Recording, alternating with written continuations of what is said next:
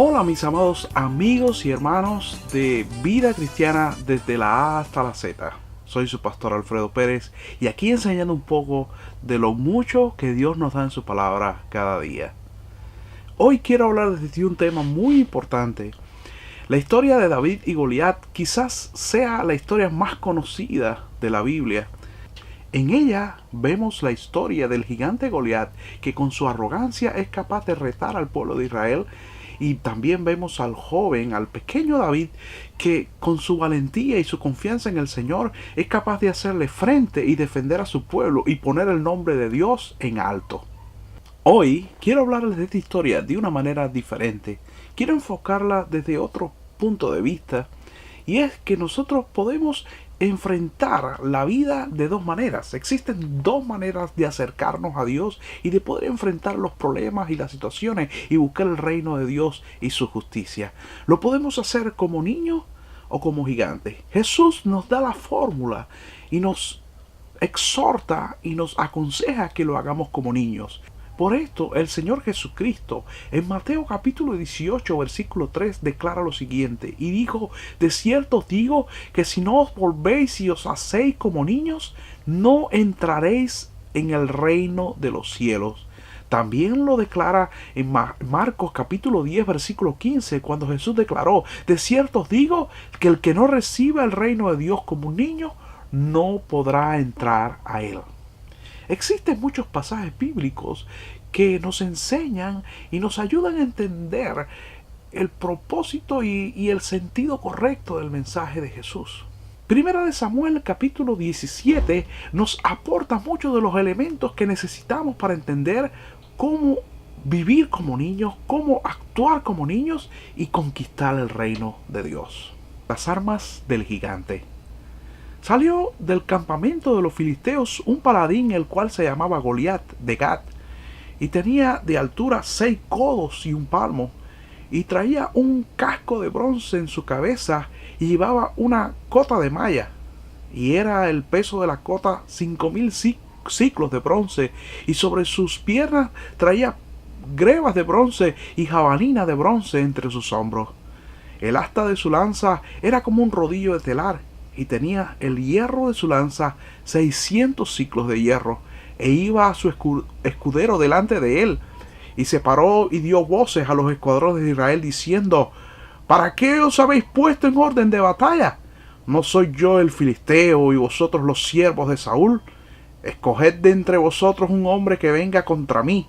Si él pudiere pelear conmigo y me venciere, nosotros seremos vuestros siervos. Y si yo pudiere más que él y lo venciere, vosotros seréis nuestros siervos y nos serviréis. Y añadió el filisteo: hoy yo he desafiado el campamento de Israel. Dame un hombre que pelee conmigo. Primera de Samuel capítulo 17 versículo del 4 al 10. De seguro todo este arsenal, sus habilidades para la guerra y la gran estatura que este hombre poseía impresionarían a cualquiera. Esto hacía que este gigantón se sintiera seguro e invencible, y esta aparente seguridad y sus indiscutibles virtudes hicieron de Goliat un guerrero arrogante, y esta fue su principal arma, su arrogancia. Las armas de Goliat fueron sus indiscutibles virtudes naturales, sus recursos humanos que fueron fundamentales en que él pusiera su seguridad en sí mismo.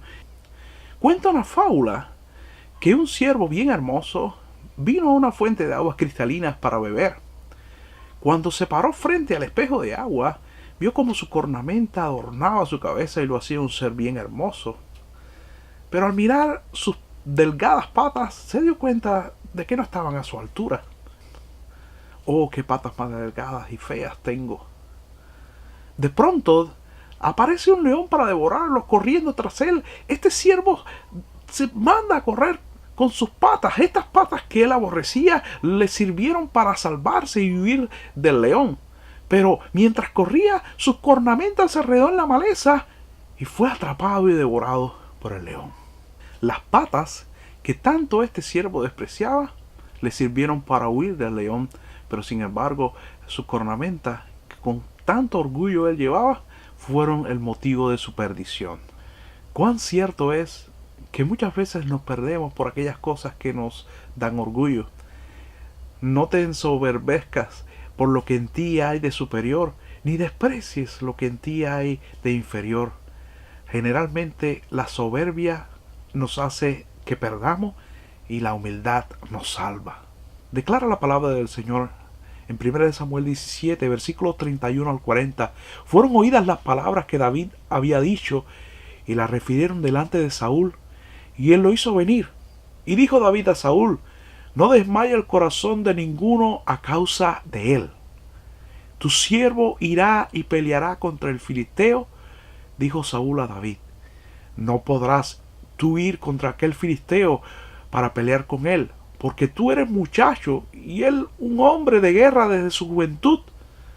David respondió a Saúl: tu siervo era pastor de las ovejas de su padre, y cuando venía un león o un oso y tomaba algún cordero de la manada, salía yo tras él y lo hería y lo libraba de su boca, y si se levantaba contra mí, yo le echaba mano de la quijada y lo hería y lo mataba. Fuese león, fuese oso, tu siervo lo mataba. Este filisteo incircunciso será como uno de ellos, porque ha provocado el ejército del Dios viviente. Y añadió David: Jehová, que me ha librado de las garras del león y de las garras del oso, él también me librará de las manos de este filisteo. Y dijo Saúl a David: ve, y Jehová esté contigo. Y Saúl vistió a David con sus ropas y puso sobre su cabeza un casco de bronce y le armó de la coraza, y ciñó David su espada sobre su vestido y probó a andar, porque nunca había hecho la prueba. Y dijo David a Saúl: yo no puedo andar con esto, porque nunca lo practiqué. Y David echó de sí aquellas cosas y tomó su cayado en su mano, escogió 5 piedras lisas del arroyo y las puso en el saco pastoril, en el zurrón que traía, y tomó su honda en su mano y fue hacia el filisteo. Por el contrario de Goliat, David no contaba con un arsenal, no contaba con la preparación física ni con la experiencia militar. David contaba con una gran experiencia como pastor defendiendo las ovejas de su padre, y toda esta confianza y todas estas virtudes dependían completamente de Dios. Por eso las armas de David fueron sus virtudes naturales, fueron sus recursos humanos puestos en las manos del Señor. Este fue el fundamento de su seguridad. No era una seguridad puesta en el hombre, sino una seguridad puesta en el cielo, puesta en Jehová de los ejércitos. Por esto, David no confiaba en sus propias fuerzas. David confiaba en la ayuda de Jehová. David confiaba en la ayuda del Señor, que le había librado de las garras del león, de la boca del oso, de todos los peligros y de todas las cosas que habían intentado atacar a su rebaño y destruirle a él también. Por esto, David era un hombre humilde, porque confiaba en el Señor y no en sí mismo. Continúa 1 Samuel capítulo 17, versículo 41, declara el Señor así: y el filisteo venía andando y acercándose a David y su escudero delante de él.